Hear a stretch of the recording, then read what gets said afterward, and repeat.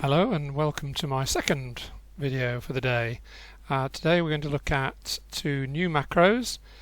We're going to look at how to assess serial commas, and that's a new macro called serial comma counter, and then look Italian related at making it easier to update macros using the macro updater macro. Okay, so serial commas. Well, what is a serial comma? Here's my definition. In a list, is there a comma before the and or the or? So here's one. Eating fish, chips and peas is popular in England. So with or without the comma, and that's a serial comma or not. So Dockerlyze will check this for you, which is useful, and it will come up with something like that, which was the count for the last job I've just done. And because they were very close, I then had to start thinking, well, okay, can we refine what Dockerlyze does? So that's why I came up with a new macro. Okay, so look at these two, serial or not. I like eating tasty fish, crinkly chips and mushy peas. So there are two words in each item in the list, and actually Dockerlyze will not count that. Dockerlyze only looks for single word lists, but that does generally give you a good assessment. But when it's close, we need something else. So I've decided I need a new macro which I've called serial counter. And in fact, when it first runs, it does not give you a more accurate result. And here is why. How about this one? I'll give you a second to read it. Okay, when eating fish, chips and peas are off... No, hang on, that's not right. When eating fish, chips and peas are often eaten with it. So in other words, that is not a list. So it should not be counted in the serial count, in the count of serial commas or not. And the problem is that the computer does not know the difference. It cannot possibly find the difference between the two. So Dockerlyze will get it wrong, and serial comma counter will get it wrong. Although the computer doesn't know, you, the intelligent editor, do know. So the new macro, serial comma counter, allows you to ask the question, is this a list? So let's have a go at that. And as I said, in my last job I had a 7 to 9 split between serial or not. And just a hint, when you're running some of these things like Dockerlyze, the serial comma counter, it's worth doing using copy text with some features to get you a pure text version of the document, and then run serial comma counter. If I run it, then it comes up with 9 to 25, which looks pretty clear that we're going to be using not serial commas. And let's have a try with editor filtering. So let's try it.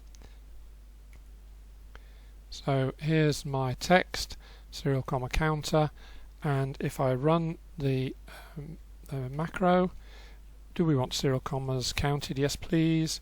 And down the bottom it shows you the count. You can see it's counting mostly serial and mostly no serial commas in this case. This is just a sample text just to play around with. It's out of my book. So what it's found is 52 serial, 307 not serial. And it's now asking, do you want to check the items in the list? So if we say yes, then what it does is to go through each of them and ask you whether it's a list or not. So yes, that's a list. Type, delete or switch. Yes, okay. Delete a pair of commas. Yes, that's a list. No, that's not a list. So in other words, you go through them deciding whether each of these is a list or not, and as it goes, if you look down the bottom there, it shows you serial and no serial, the count, so we can carry on saying yes, that's so it will go through, and you can go through and decide which are serial commas and which are not, which are lists and which are not, and then it will give you enable you to stop at some point and say, well, okay, I've seen enough. But then you can actually start again if you run the macro again. It will do you want to check the items? Yes, and it doesn't start back from the beginning, it actually starts from where you've got to. And the point there is, if you look back, let's go to the top first. If we look for highlighted sections, there's a highlight there. So if I look through the highlighted sections, what it's done is it's highlighted in green the serial commas and in yellow the non-serial commas. So that could be useful in itself. So when I did it, what did I come up with? I come up with 19 to 8. So that was slightly refined, but still clearly that the job was no serial comma. Okay, that's that one. So now let's move on to easier updating of macros. So the question here is, you're using a macro. I'm using my macro called MyMacro. It doesn't work properly, so I wonder whether it's the latest version, whether it's not working because there's some fault in the macro, and maybe Paul has found out what the fault is and corrected it.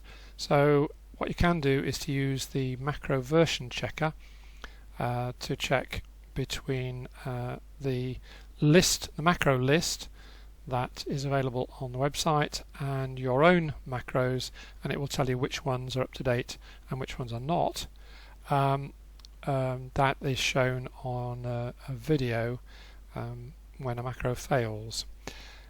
But you can actually just check it. So if I want to check my macro, I can edit, pull up the macros thing and do my macro. There's my macro. Edit that macro. Okay, so that's the 6th of February 2017.